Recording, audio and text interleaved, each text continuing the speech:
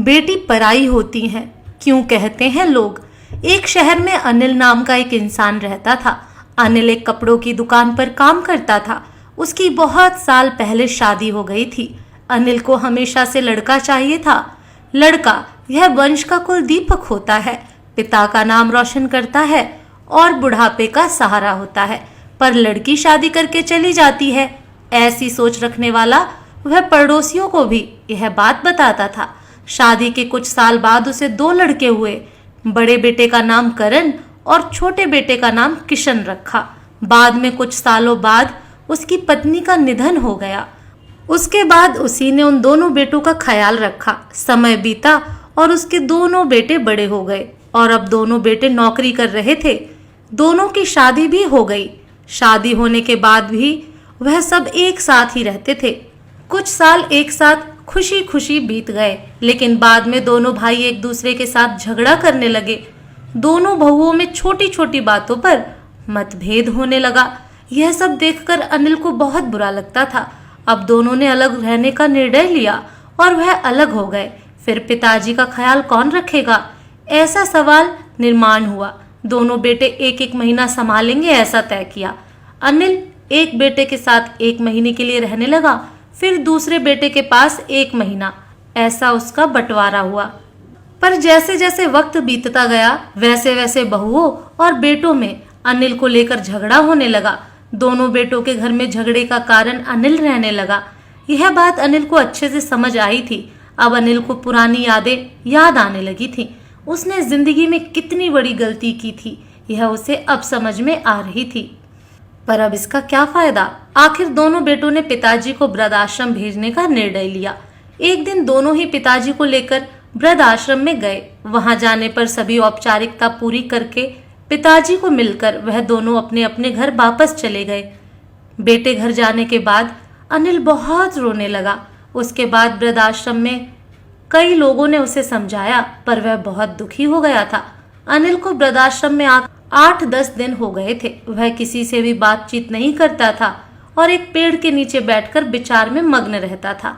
वहां के लोग उसे पूछते थे, पर उसने किसी को भी कुछ नहीं बताया। कुछ दिनों में वह एक व्यक्ति से थोड़ा बहुत बोलने लगा। बाद में दोनों की अच्छी दोस्ती हो गई। एक दिन वह दोनों बैठे थे, तब वह व्यक्ति अनिल को अपनी कहानी बताने लगा। वह बोला कि मुझे एक ही बेटा है। वह मेरे साथ छोटी छोटी बातों पर झगड़ा करता था। इस बात को मैं बहुत ऊब गया था। उस वजह से मैंने वृद्धाश्रम में रहने का निर्णय लिया। मुझे कभी कभी लगता था कि मुझे बेटे के साथ एक बेटी भी होती तो कितना अच्छा होता। कदाचित आज वह मेरे बुढ़ापे की लाठी बन सकती। उसका बोलना सुनकर अनिल और ज्यादा दुखी होने लगा और वह बहुत गहरे विचारों में खो गया। अनिल को दुखी अवस्था में देखकर उसके दोस्त ने पूछा, आप क्या सोच रहे हो? आपके सामने देखो, उस दिखाने वाले 2 व्यक्तियों में से एक हमारे वृद्धाश्रम के मालिक हैं। उनका नाम कैलाश सेठ और दूसरी उनकी बेटी है, उसका नाम आराध्या है। वृद्धाश्रम का सारा काम उनकी बेटी संभालती है। कैलाश सेठ इनको एकमात्र बेटी थी। बेटी माँ और पिताजी से बहुत प्यार करती है। उतना ही प्यार वह वृद्धाश्रम के हर एक व्यक्ति से करती है। अनिल सिर्फ उसकी तरफ देखते ही रह गया और उसका मन और भी ज्यादा दुखी होने लगा। रात होने लगी थी। हर एक वृद्ध अपने अपने रूम में जाने लगे। अनिल भी उसके रूम में जाता है। रात का खाना जल्दी खाकर सब लोग सो जाते हैं। अनिल को उसका भूतकाल याद आता है। अनिल की शादी होने के बाद उसे पहली बेटी हुई थी। उस वक्त उसे बहुत गुस्सा आया था। पत्नी के मना करने के बाद भी गुस्से में उसने अपनी बेटी को उठाया और दूर जाकर उसे वहां छोड़ आया। पर अब पश्चाताप करने के सिवाय रास्ता भी नहीं था। अनिल को रात भर नींद नहीं आई। दूसरे दिन वृद्धाश्रम में एक छोटा सा प्रोग्राम था। हर एक जन जल्दी उठता है और अपने अपने काम में लग जाते हैं। दोपहर को सब लोग हॉल में एकत्रित हुए। कैलाश सेठ और आराध्या भी वहां आए। प्रोग्राम चालू था, तब कैलाश सेठ का ध्यान 2-3 बार अनिल की तरफ गया। अनिल उनको बहुत उदास बैठा हुआ दिखा। उनको लगता है कि शायद उसकी तबीयत अच्छी नहीं होगी। प्रोग्राम खत्म होने के बाद वह अनिल से बात करने के लिए उनके पास जाते हैं। वह अनिल को दुखी होने का कारण पूछते हैं। तभी अनिल बहुत रोने लगता है और थोड़ी देर बाद वह अपनी पूरी कहानी उनको बताता है। कि मुझे भी पहली बेटी हुई थी, पर मुझे बेटी नहीं चाहिए थी, इसलिए मैं गुस्से में आकर उसे छोड़ कर आया। आज जब मैंने आपको आपकी बेटी के साथ देखा, तभी मुझे समझ आया कि बेटी कितना प्यार करती हैं। मेरी बेटी भी मेरे साथ होती तो मुझे यहाँ वृद्धाश्रम में रहना नहीं पड़ता। मेरे दोनों बेटों ने मुझे दुख के सिवा कुछ भी नहीं दिया। मेरे किए हुए पापों की सजा आज मैं भुगत रहा हूँ। अनिल की सब बातें सुनकर कैलाश सेठ को मन में बहुत दुख हो रहा था। दुखी होकर वो अनिल को बोलते हैं कि यह मेरी बेटी नहीं है, मुझे यह नदी किनारे मिली थी।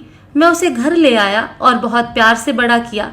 मैं और मेरी पत्नी उससे बहुत प्यार करते हैं और वह हम दोनों से भी उतना ही प्यार करती है।